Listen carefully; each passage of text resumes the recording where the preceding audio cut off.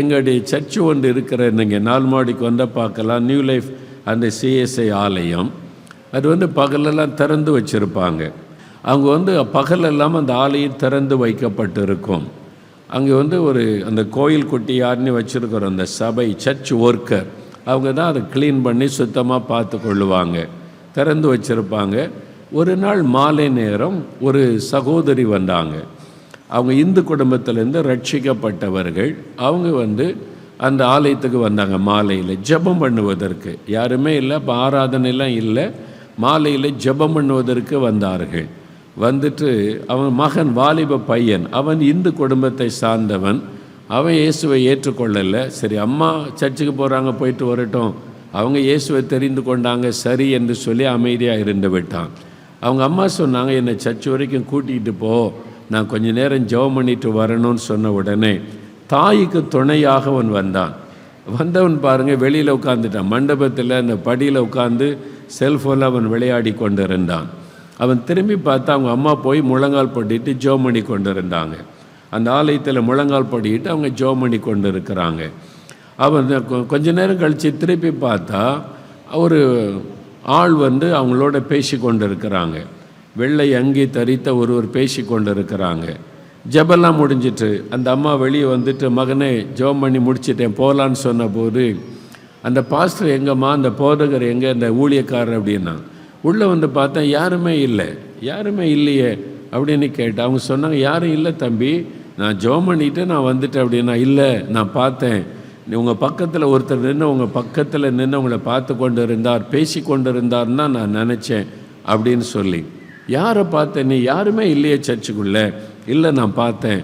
அவன் சொன்னான், அவன் கிறிஸ்தவன் கிடையாது, நான் தெளிவாக பார்த்தேன். அந்த போதகர்மார் வெள்ளை அங்கி போட்டிருப்பாங்கள்ல, ஐயர்மார் போட்டிருப்பாங்கள்ல, அது மாதிரி நீண்ட அங்கி போட்ட ஒருத்தர் நீங்கள் ஜெபம் பண்ணும்போது அவன் பக்கத்தில் குனிஞ்சு உங்கள்கிட்ட பேசிக்கிட்டு இருந்தார், நான் பார்த்தேன் என்பதாக சொன்னான். அவங்க அம்மாவுக்கு ஆச்சரியம். இல்லையே தம்பி, யாருமே இல்லை, நான் தெளிவாக பார்த்தேம்மா, அவங்க உங்கள் பக்கத்தில் உங்களுடைய முகத்தையே பார்த்து கொண்டு இருந்தாங்க, உங்கள்கிட்ட ஏதோ பேசுகிறாங்கன்னு நான் நினச்சேன், அவர் தான் இந்த போதகர் நினச்சேன். அப்போ தான் அந்த தாயார் அறிந்து கொண்டாங்க, நான் ஜெபம் பண்ணும்போது இயேசு என் பக்கத்தில் நின்றிருக்கிறார். அதை அந்த மகன் பார்த்துருக்கிறான். பாருங்கள், அந்த மகனுக்கு தேவன் அதை வெளிப்படுத்தி இருக்கிறார். அப்போ தேவனுடைய ஆலயத்தில் நீங்கள் வரும்போது அங்கே யாரும் இல்லாவிட்டாலும் நீங்கள் முழங்கால் படியிட்ட உடனே இயேசு அங்கே பிரசன்னமாவார். இயேசுவின் நாமத்தை சொன்ன உடனே, அதனால தான் அது தேவனுடைய வீடு. இது தேவனுடைய வீடு, தேவனை தரிசிக்கிற ஒரு இடம், தேவனுடைய குரலை கேட்கிற ஒரு இடம் இந்த இடம்.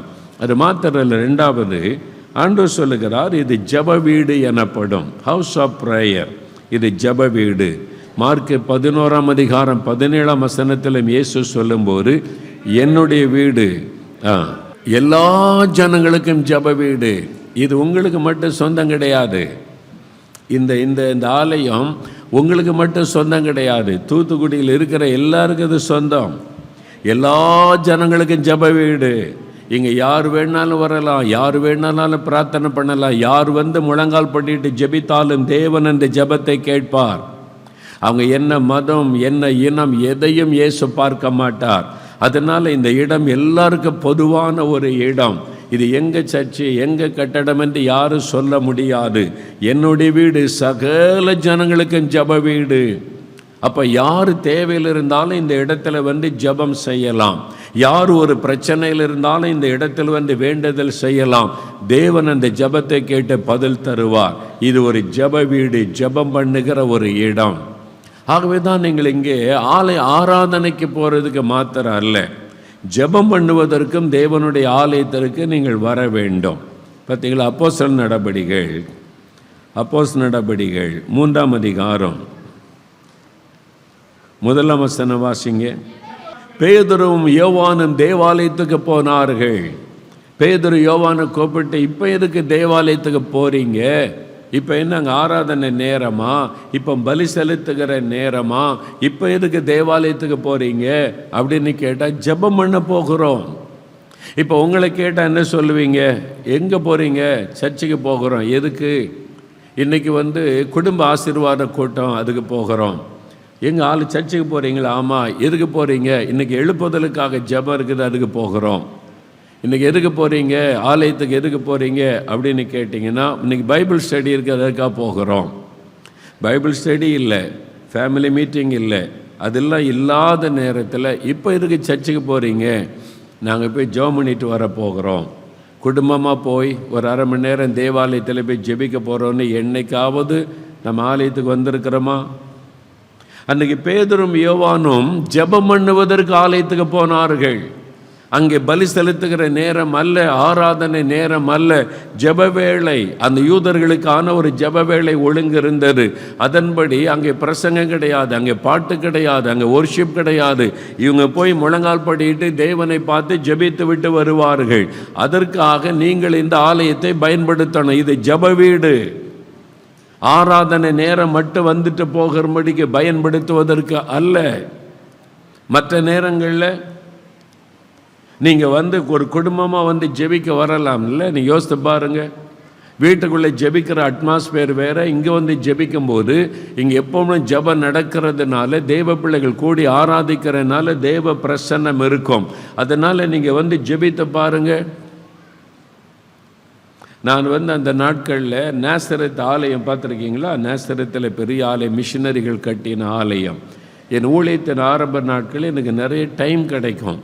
அதனால் நான் அந்த ஆலயத்துக்கு ஜெபம் பண்ண போவேன். அந்த ஆலயத்தில் போய் ஒரு ஒரு ஒரு தூணுக்கு பின்னால் அந்த ஆல்டர் பக்கத்தில் போய் முழங்கால் போடுவேன். நான் அங்கே போய் முழங்கால் போட்ட உடனே ஒரு தேவ பிரசன்னம் அப்படி ஆண்டு கொள்ளும். அது ஆண்டவுடைய பிரசன்னத்தை உணர்வதற்கு தடுமாற்றமே இருக்காது. அப்படியே தேவ பிரசன்னத்தை உணர முடியும், ஃப்ரீயாக ஜெபிச்சுக்கிட்டே இருக்க முடியும். எனக்கு ஒரு யோசனை, எப்படி இந்த இடத்துல அந்த மாதிரி ஒரு தேவ பிரசன்னம் இருக்குது அப்படின்னு பார்த்தா, நீங்கள் எப்போ அந்த சர்ச்சுக்கு போங்க, அந்த ஆலயத்தில் ஒரு தூணுக்கு பின்னால் அந்த பக்கம் எங்கேயாவது ஒரு மூலையில் யாராவது ஒரு அழுது ஜெபிச்சுக்கிட்டே இருப்பாங்க. நீங்கள் பாருங்க, பாஸ்டர் இருக்க மாட்டாங்க, போதகர் இருக்க மாட்டாங்க, ஒர்ஷிப் டைமெல்லாம் இருக்காது, ஆராதனை டைமெல்லாம் காலையில் மாலையில் தான் இருக்கும். ஆனால் நீங்கள் எந்த டைம் போங்க, மத்தியானம் போங்க, ஈவினிங் போங்க, அந்த தூண் பக்கத்தில் அந்த ஓரத்தில் இந்த ஓரத்தில் யாராவது முழங்கால் போட்டு ஜெபிச்சுக்கிட்டே இருப்பாங்க. எப்பொழுதும் அங்கே இருந்த மக்கள் ஜெபிக்கிறதுனால எப்போவுமே ஒரு தேவ பிரசன்னம் இருக்கும். அந்த இடத்துல இப்போ நீங்கள் முழங்கால் போட்டிங்கன்னா ஜெபத்துக்கு கஷ்டமே இருக்காது, ஈஸியாக நீங்கள் ஆண்டவரோட கனெக்ட் ஆகிடுவீங்க, அப்படியே தேவ பிரசன்னத்தை உணர முடியும். இந்த ஆலயம் அதுக்கு தான் உங்களுக்கு தேவன் கொடுத்திருக்கிறார். இது ஒரு ஜெப வீடு. அல்லேலூயா. நீங்கள் வரணும், ராத்திரியில் வந்து ஜெபம் பண்ணுங்க, குடும்பமாக வாங்க, ஃபேமிலியாக வாங்க. இல்லை பைபிள் ஸ்டடி 8 மணிக்கு முடிஞ்சிடும், எல்லோரும் போயிடும், ஓகே 8 மணிக்கு வாங்க, ஃபேமிலியாக ஒரு மணி நேரம் ஜெபிச்சுட்டு வரும். கணவன் மனைவி பிள்ளைகளாக வந்து இங்கே முழங்கால் போட்டு பாட்டு பாடி நீங்கள் ஜெபிச்சுட்டு போன ஆண்டவருடைய உள்ள மகளும் உங்களுக்கே ஒரு சந்தோஷம் இருக்கும். அங்கங்கே உட்காந்து ஜெபம் பண்ணுங்க, தேசத்துக்காக ஜெபம் பண்ணுங்க, உங்கள் அந்த பட்டணத்துக்காக ஜெபம் பண்ணுங்க. இது ஜெப வீடு. அதுக்கு தான் ஆண்டவர் உங்களுக்கு தந்திருக்கிறார்.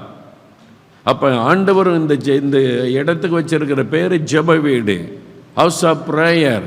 அப்போ இங்கே ஜெபத்துக்கு தான் அதிக முக்கியத்துவம். அதை நீங்கள் அசட்டப் பண்ணினீங்கன்னா தேவன் உங்களை ஆசீர்வதிக்க முடியாது. முழிரவு ஜெபம், எழுப்புதல் ஜெபம், உபவாச ஜெபம், அதுக்கு முக்கியத்துவம் கொடுக்க வேண்டும். அதை அசட்டை பண்ணக்கூடாது. நீங்கள் அதுக்கு தீவிரமாய் வர வேண்டும். பைபிள் ஸ்டடி அசட்டை பண்ணக்கூடாது. எத்தனை பேருக்கு அந்த வாய்ப்பு கிடையாது. தேவன் உங்களுக்கு அந்த வாய்ப்பை தந்திருக்கிறார். வேதத்தை கற்றுக்கொள்ள, ஜெபம் பண்ண, குடும்பத்துக்காக ஜெபிக்க, எழுப்புதலுக்காக ஜெபிக்க, எப்பொழுதெல்லாம் வந்து இந்த ஆலயத்துக்கு வந்து ஜெபிக்க முடியுமோ அதையெல்லாம் நீங்கள் பயன்படுத்தி கொள்ள வேண்டும். அதற்குத்தான் தேவன் ஜெப வீடாக தந்திருக்கிறார்.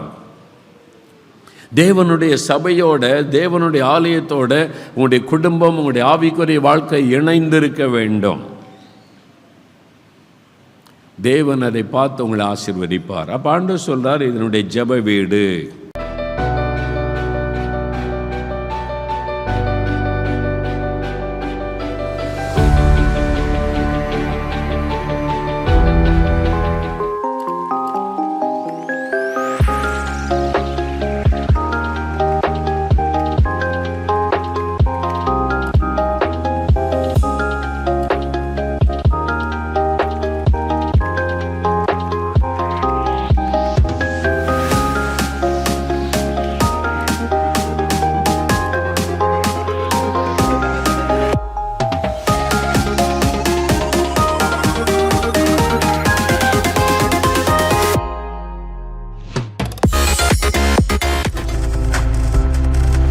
நீங்கள் பார்த்து கொண்டிருப்பது உங்கள் ஜாய் டிவி. உங்கள் துக்கம் சந்தோஷமாய் மாறும்.